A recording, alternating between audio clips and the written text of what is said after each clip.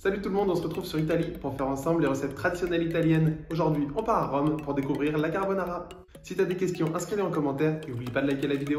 Pour les ingrédients de cette recette, pour 2 personnes, on aura ici 200-220 g de spaghettis, 3 jaunes d'œufs, du pecorino romano, du guanciale et du poivre. On a commencé avec nos guanciale, on a fait 2 tranches assez fines.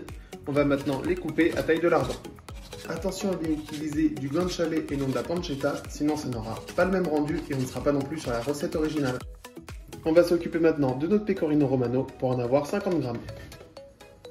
Afin de ne pas perdre de temps, on va mettre tout de suite notre eau à ébullition. On va mettre maintenant notre guanciale sur un feu mi-fort dans une poêle qui est déjà chaude. On va en même temps créer notre sauce avec les œufs, donc on va prendre ici nos 3 jaunes d'œufs. On va ajouter dans nos 3 jaunes d'œufs les 3 quarts du pecorino. Et on va également y ajouter du poivre. Et on mélange à la fourchette.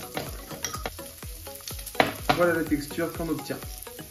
Et on continue régulièrement de remuer le guanciale. Voilà, le guanciale a pris sa couleur, ça veut dire qu'ici il est cuit. On vient le sortir du feu et on le met de côté. On va reprendre notre crème aux œufs et on va venir y ajouter un peu de gras du guanciale pour pouvoir rendre la crème plus onctueuse. On verse lentement fil à fil pour ne pas cuire l'œuf. Voilà ici la texture avec la brillance donnée par le gras du guanciale. Alors, une partie qui n'est pas dans la recette originale pour notre guanciale, on va prendre à peu près un quart et on va venir le couper en tout petits morceaux, ce qui nous permettra à la fin de faire une décoration et de ramener du croquant supplémentaire au plat. Voilà les morceaux que nous aurons pour la fin. L'eau arrive à ébullition, on y ajoute notre sel et on y ajoute nos spaghettis. Cuisson longue, à peu près 10 minutes. Il est important de prendre des pâtes à cuisson longue puisque c'est ça qui permettra de relâcher un maximum d'amidon et l'amidon c'est ce qui viendra créer notre lien dans notre sauce avec les œufs et le guanciale. On va terminer ici notre sauce avec les œufs.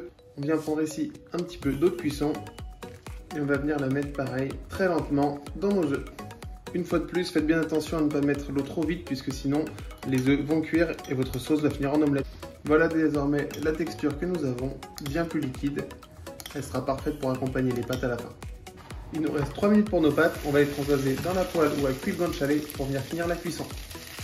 On met le feu de notre poêle au maximum pour lâcher un maximum d'amidon. Et on vient y ajouter tout de suite une loose d'eau de cuisson. On va y remettre la partie du guanciale qu'on avait coupée au début. Il nous reste donc la partie à la fin de présentation. On remet de l'eau de cuisson si on a besoin. On peut voir que nos pâtes sont déjà en train de cuire dans une première sauce faite par l'amidon et le gras du guanciale. Les 10 minutes sont passées, on va sortir notre poêle du feu et on va venir y ajouter notre sauce.